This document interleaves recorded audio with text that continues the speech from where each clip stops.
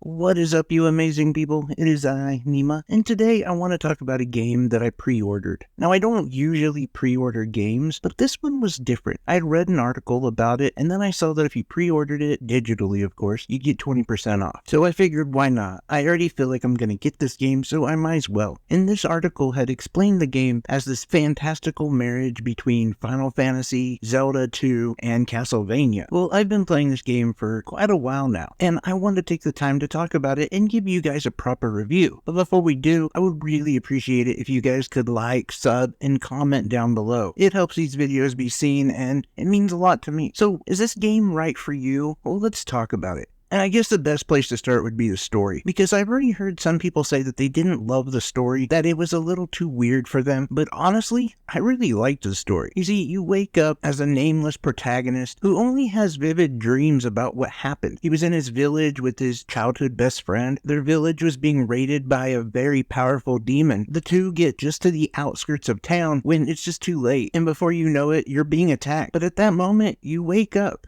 And you're in a weird home, surrounded by nothing, just a whole lot of jungle forest area, a lot of greenery around you, and a river that is stopping you from going anywhere else. Now, you decide you need to find your friend. What happened to her? Where are you? You need to find your home. All of these things running through your head, but you are still just a little kid, honestly. So you end up walking and walking and walking until you run out of stamina and you just pass out. The next thing you notice, a talking crow has brought you back home. Now, this talking crow becomes your best friend, and you and this crow end up on an 8-year journey just trying to find your home or trying to find some other civilization. And that is really where the story kicks off. And I know that already sounds crazy, but it's just the beginning. And let me tell you, chapter 1 is amazing. That is when this game really just took hold of me and let me know I was gonna really love this game. I don't want to get into too many specifics or anything, no spoilers, but I will say that there are some twists and turns and honestly, a really shocking moment that even made me go like, what? What happened? Oh my god. And that was just in the first chapter. But in this first chapter, you also do fight a godlike creature. And this creature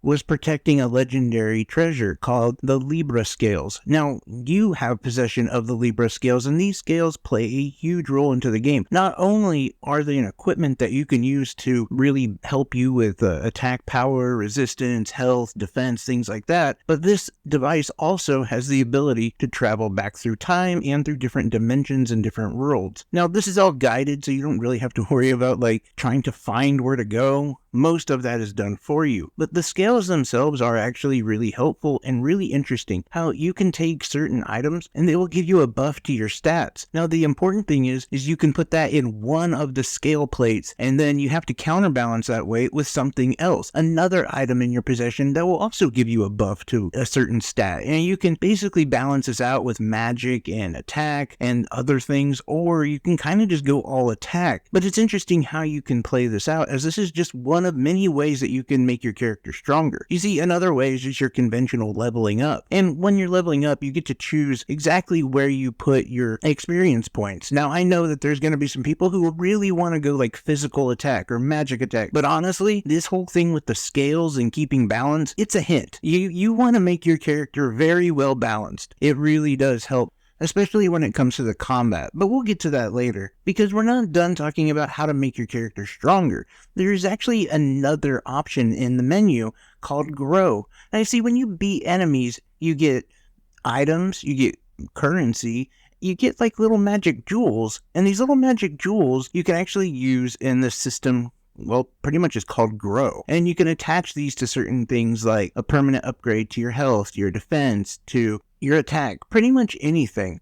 Now, the thing is you do get to keep these no matter what, and they do start off pretty small, but later on, this skill tree of sorts does grow out quite large and will ask you for quite a bit of those precious metals to help you grow. But it's just another way that this game implements another system of leveling up without it being just leveling up. There's so many different ways to make your character stronger. And of course, there's the obvious equipment. Now, equipment also has its own unique little twist to it, as you get to learn spells based off this equipment. Once you master it, then a spell will become available to Charon, your talkative avian friend. Another aspect that makes this game really interesting is to purchase equipment, you actually have to find the raw material first. most of this is actually really easy to find, and it just comes from beating up enemies and finding it that way. Or you can actually synth some items, and yes, this in itself is another aspect of the game that I truly appreciate. It is available to you really early on, and it essentially is just this available guide that teaches you how to make certain items, and you can even make your health potions and stuff like that quite a bit stronger. So it's something I recommend getting used to pretty early on, as it will help you throughout the game. The nice thing about it is, though, is even though this has its own form of crafting or synthing or whatever it's called,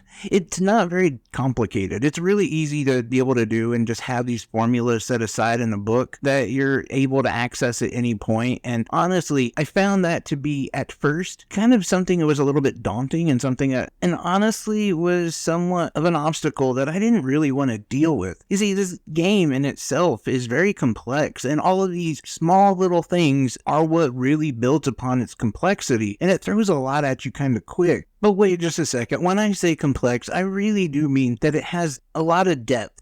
I mean, there is more to this game than surface level, and individually, these things aren't too difficult to figure out or too much to handle, but when you first start playing, especially the demo, they just kind of throw so much at you at once, and you kind of want to just get to the combat, because the combat is really fast-paced and pretty easy going when you start. In fact, when I first started playing this game, I thought it was just a game that you button mashed. You just had one attack button and you just hit it over and over, but that's not the case, not in the slightest. In fact, Charon comes in and actually helps you with magic. When you hit the X button, you're given a prompt. You can basically choose two different directions, and you'll be able to use a magic spell. And it's really easy. It starts off like hold X and hit up, and you'll have a more powerful attack, or at times it'll be a shield. It just depends on what spell you choose. Now, all of this, though, is attainable by your physical attacks. That's how you acquire the MP to use those powerful spells. And so it becomes a nice little switch up as you're doing combos with your physical attacks and using magic at the same time. Now, there's also a guard button, which does become very important, especially during some of the bosses, which are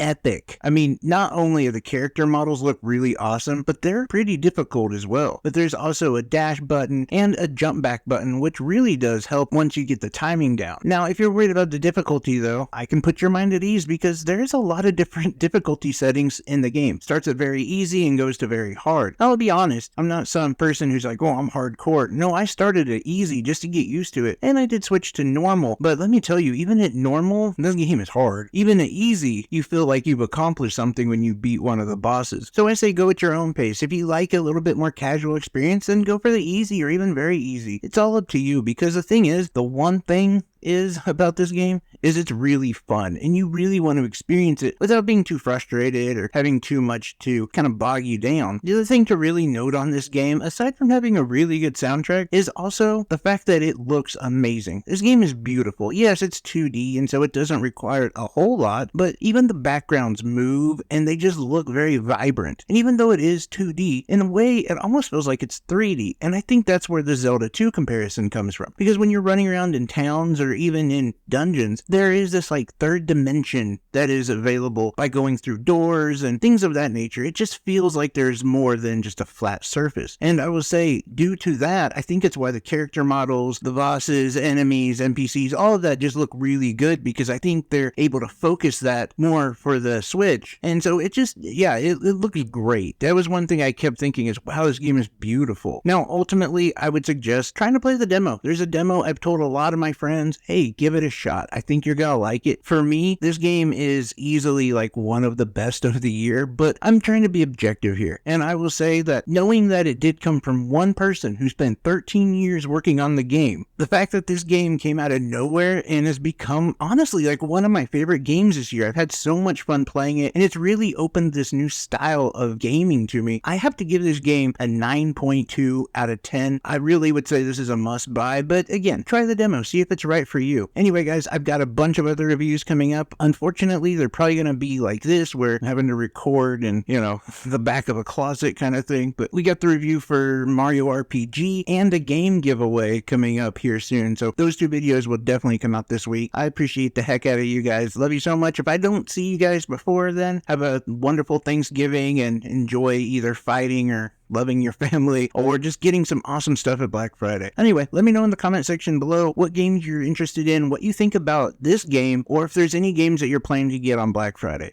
anything and everything. Appreciate the hell out of you guys. Take care, everyone. Bye-bye.